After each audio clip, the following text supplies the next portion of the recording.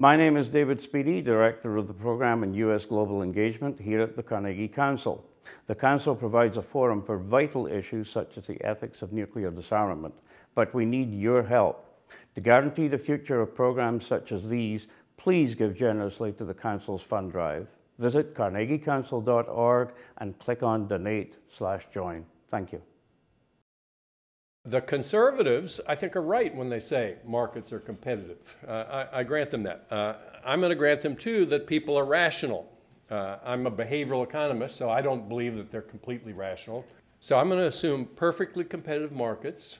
I'm going to assume that people are rational and well-informed, not perfectly informed, obviously. So those are the two core assumptions of Adam Smith's modern disciples, the ones who say, just get the government out of the way and markets will take care of everything. So I grant their two core assumptions. I make one more assumption, only one more assumption, and that's Darwin's assumption that life is graded on the curve in many domains. Would anybody want to quarrel with that assumption? It's not how fast you are, he observed correctly. It's not how strong you are. It's not how smart you are. What matters in the tournament to get into the next round is how you do compared to your closest rivals with whom you're competing directly. If you're better than them, you win. If you're worse than them, you lose.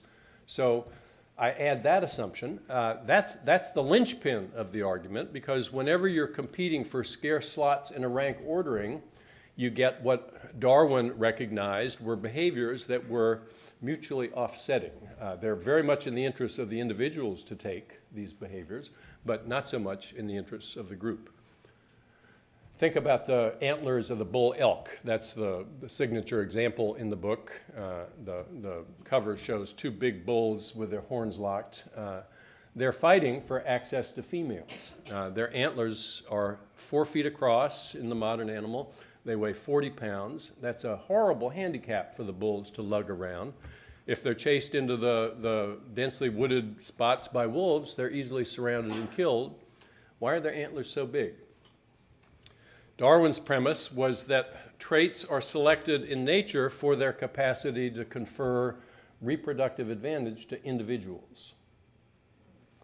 Those traits may benefit larger groups, or they may not. If they don't, then individual interests trump. And so the bull elk, he recognized, were like males in most other vertebrate species. They take more than one mate if they can.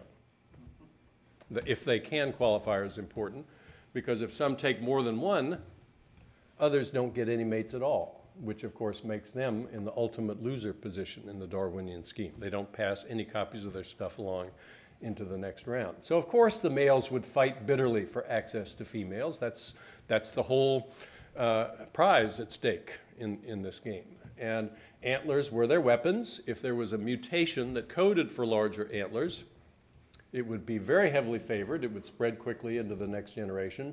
Then another mutation would come along. The mutations accreted one upon another, and we're left with these huge antlers that the bulls carry around.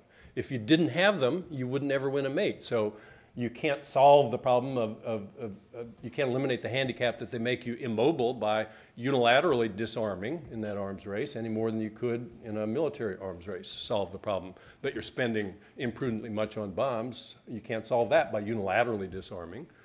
If they could take a vote on the matter, if at the count of 3 they could push the red button and every rack of antlers would shrink by half, they'd have compelling reasons to do that.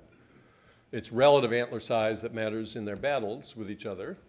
And if the antlers were all smaller by the same proportion, the fights, each and every one of them, would be resolved as before, but the animals would be better able to escape from predators. It would be a win-win move for them to make. Of course, they can't do that. The animals in most species have not the cognitive or communication skills to negotiate collective solutions to problems like that.